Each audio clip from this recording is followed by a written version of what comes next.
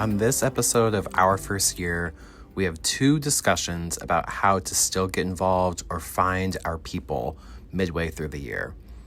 In SDI and the peer support program, we always say our work takes each other, and we cannot do the work of diversity and inclusion alone. We also name that feeling like you are connected with your fellow peers can take time. There's not one timeline to feeling like you are connected, and it can feel hard if you feel like you are still going through campus life by yourself.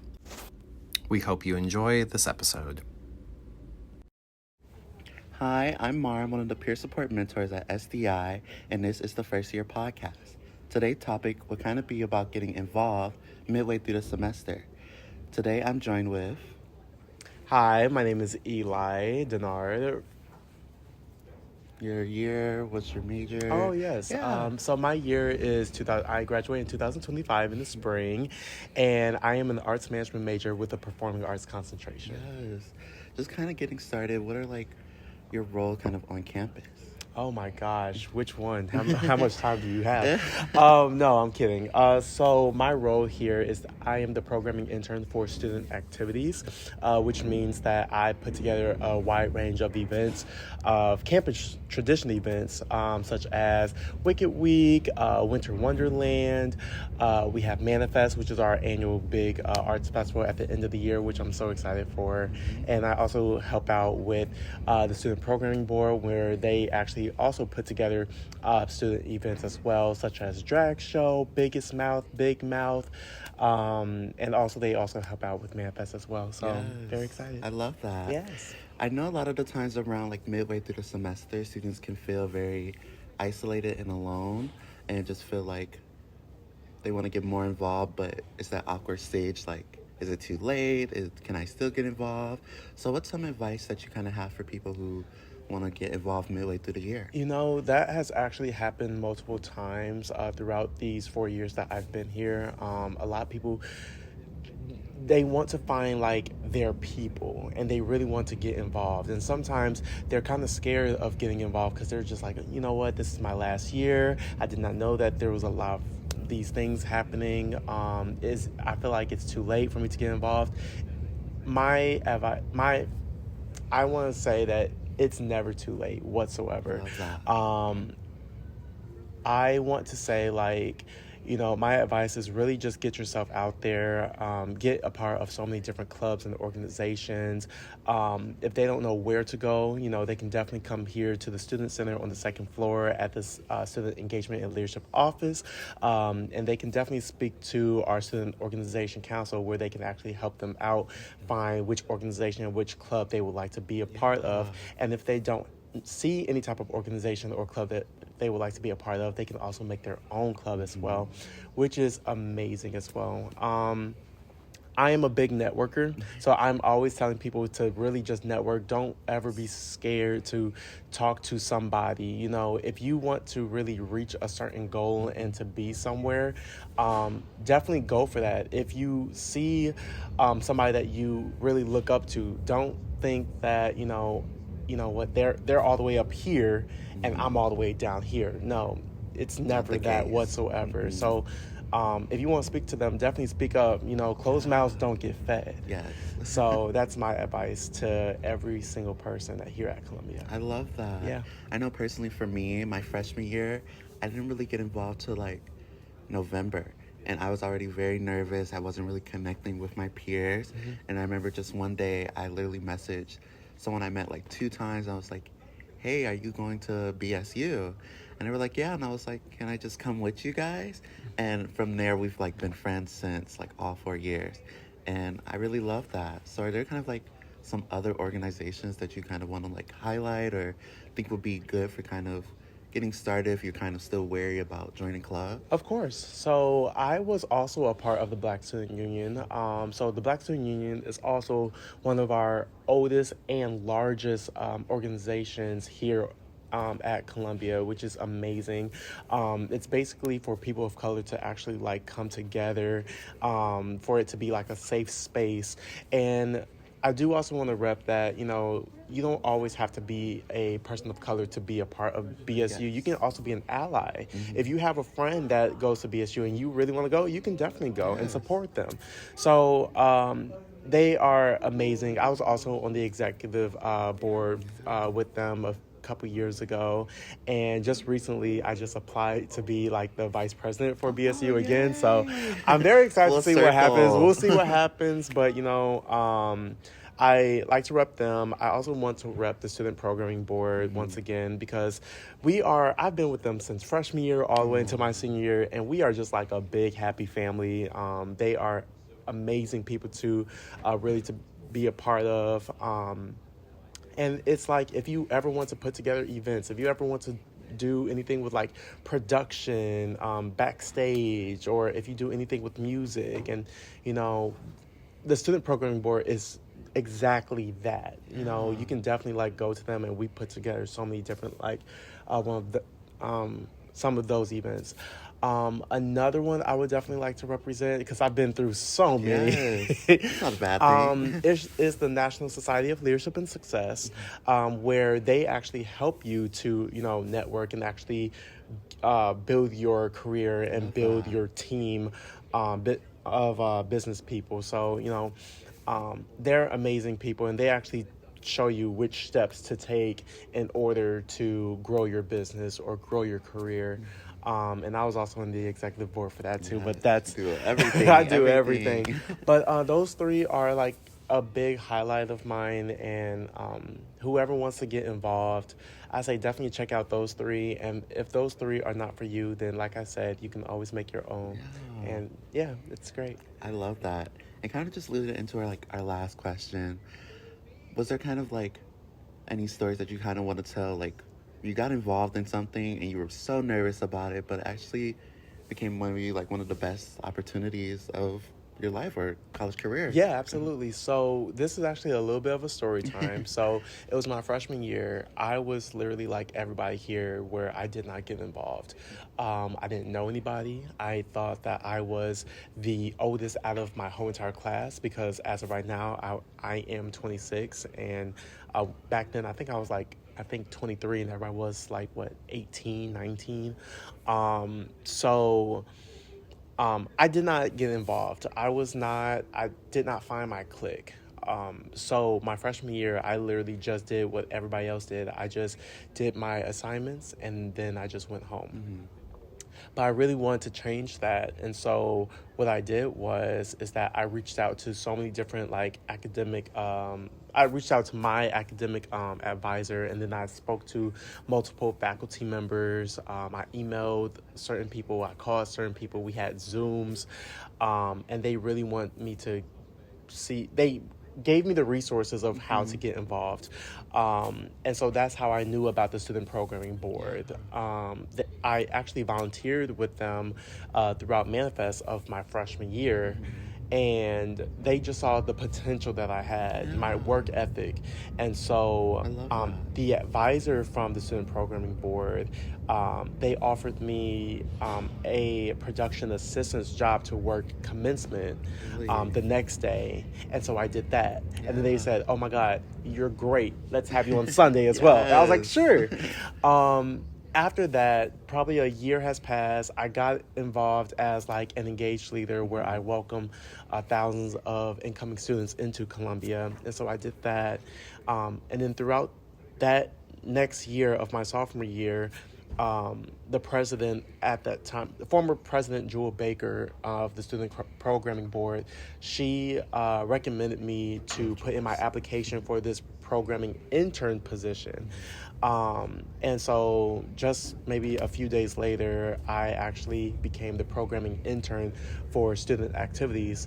And I've actually had that job from then all the way until now, where I am actually able to program the really big events here at Columbia. So that was a long story. Let me break it down like this. Yeah. I went from volunteering at Manifest to actually programming Manifest, which is a completely different. Yeah. So I'm just very thankful, and a lot of students don't understand that volunteering can open up so many different doors for you. Like Getting involved. Getting involved. I doors. understand everybody wants money. I understand everybody wants money, but you need to start somewhere. I agree. So Yes, I love that. I really love just like how you getting involved literally led to just bigger and bigger things. Yes. And I know it's kind of hard for like people to see that at first, but like once you start reaping the benefits of that, I think it's just all worth it. Yeah. But yeah, thanks for being on the podcast. Where can everyone find you at? Oh, they can find me on Instagram at Eli Denard. That is spelled ELIDENNARD. I'm always on there, so please don't be afraid to reach out throughout my direct messages. Yeah. I briefly wanted to jump in to invite you to fill out our listener survey. Our first year was made by and for students to address topics that students see as potential barriers, concerns, or intentional joyous moments to get from our first year to graduation. Go to bit.ly/OFY feedback. That's bit.ly/OFY FEED to fill out the survey. As a thank you, you will be entered into a raffle every semester. Thank you, and now back to the episode. I'm Mar, and this is the Peer Support Podcast. I'm one of the peer mentors here at SDI office, and today I'm joined with... Hi, my name is Amelia Lutz. I am the Vice President of Student Government Association. My pronouns are she, her. I am a second-year film and television major. BA, yeah. Yeah. Just kind of starting off, I just want you to know, like, today's topic would kind of just be along the lines of just, like, getting involved midway through the year. I know a lot of the times students can feel very, like, anxious and worried and just, like, feel like they failed, in a sense, when they just don't find their click straight off. But for students who are feeling like their semester just didn't go as planned, what are some ways that you kind of think that they could go about improving it? Yeah, so this is actually, I have a friend who's going through kind of this thing right now, where they had a personal thing come up, and so they ended up taking all asynchronous classes, so they've been really feeling like a lack of community on campus, and he and I have been like talking about it, and I've been trying to help him get involved. And one of the biggest things I keep telling him is that, like, you know, the first thing you try probably isn't going to be your thing. Like, a lot of people are going to go through, like, multiple things. They're going to try multiple things. Like, I tried a couple of different things before I ended up here, but Columbia has so many clubs and opportunities for people. And even if it, like, comes down to, like, you're really not feeling like fitting in within your major, like, you can absolutely, like, transfer majors. Like, there's, you know, that's what college is built for. College is made for people to be able to, like, change their mind. Yeah, it's designed for you to, like, everything. Explore and kind of figure out where your place in the world is. And, like, you know, maybe you're not going to find it in college, and that's okay. Yes. My biggest recommendation is to not put pressure on yourself to feel like you have to have, like, a, like, quote unquote traditional college experience in order for you to be happy. Like, you don't have to join a club. It's recommended. Like, we have so many clubs. Like, we have, like, Trans Fam. We have an improv club. We have, well, you know, we have SGA. We have so many. Latino Alliance, BSU, ASO. Like, there's a D&D club. Like, there's so many clubs. There's, what's it called? The like, RPG one where it's, like, like, there's so many things on campus, that people can do, and it's like, or, you know, like, maybe you're a fashion major and you're really not feeling inspired by all of the, like, you know, like, sewing classes you're doing, but you're still loving drawing. You can always transfer to the illustration major, and maybe it'll suit you that much more. Like, you don't have to force yourself to feel happy with what you selected for yourself when you were, 17, 18 years old. You grow and you change as a person. I exactly. love that. Yeah. Especially just along the lines of just, like, you don't have to find one orgs that are specific to your major. I think also making sure to, like, dabble outside of it. Yeah, but I know you mentioned a lot of other orgs, but I know you're a part of SGA, and I just kind of want you to list off some of the things your org offers. Yeah, absolutely. So actually, so I'm part of, SGA, Student Government Association, which, like, first of all, I love it. And if you, like, 2 years ago, you never would have caught me saying that. when I talk about student government, I frequently tell this story to people because student government can sound like a really big, scary topic to a lot of people. Because, like, for a lot of people, like, in high school, they had student government, and, you know, common experience that I had, this is the experience I had, and it's experience I know a lot of students had, where it was, like, all of, like, the popular kids, or it was, like, a whole bunch of, like, people who were just, like, can I cuss? Yeah.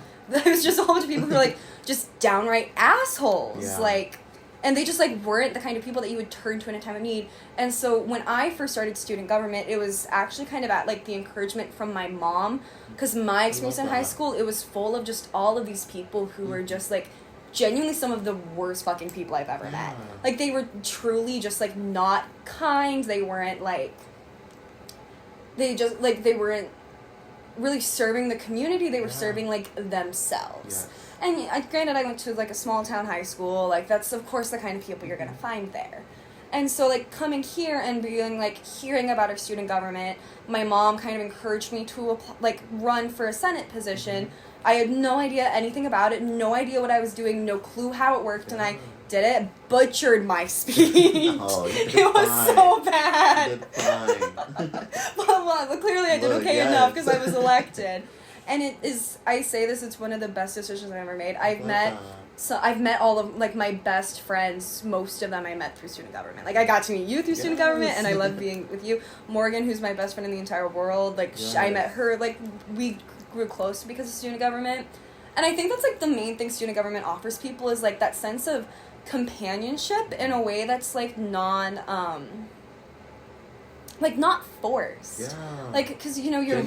Genuine, yes, thank you. Because, like, you're volunteering your time to be there. You don't have to exist around other people in student government who you don't really want to spend time with. Like, you don't have to force yourself to be around them. You can sit where... Like, it's not like we have a sign saying you can sit wherever you want. And if, like... I think that's one of the biggest things student government offered me was, like, finding a community when I really needed one, when I was struggling with, because, you know, I feel like all first years go through this where it's like their friends are their roommates, or they're, like, trying to make their best friends their roommates, and it's like, your best friends don't have to be your roommates. I had to learn that after going through some really hard stuff with my roommates, that, like, from my first year, like, that ended up being, like, just, like, a really big thing for me to get over, and all the people I met in student government really helped me with that. Like, there's, like, me and my friends, and so that's the biggest thing student government offered me was community and that companionship. But in terms of, like, I guess for the campus, like, student government very much, like, offers, like, to uplift the voice of students and to very much kind of, like, how do I say this? Like, it very much offers, like, to give students a space to talk their minds about things they want to see on campus, things they need to see on campus, and have it start getting worked on. Yeah. Like, you and I were talking about, like, the whole, like, gender-neutral bathroom thing earlier this semester, which I think, like, is something that is really important for our campus and the community that we're trying to develop here.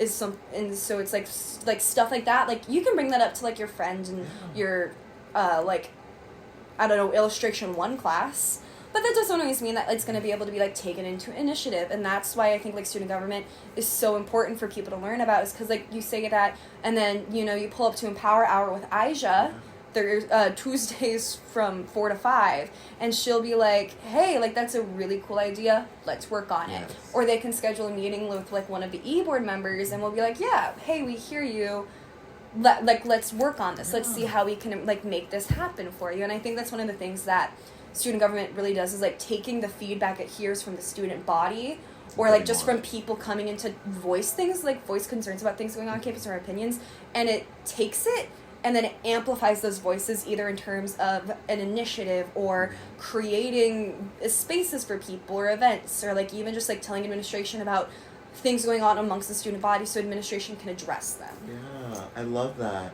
Even just, like, you talking about amplifying, like, student voices, I know a lot of times some students, especially, like, freshmen or incoming students, might want to wonder about getting involved or getting in more leadership positions. I know we have, like, the SEAL office that a lot of different student orgs work at. So can you just kind of maybe just highlight, like, more ways that students could get in leadership positions, whether it is through SGA or other avenues?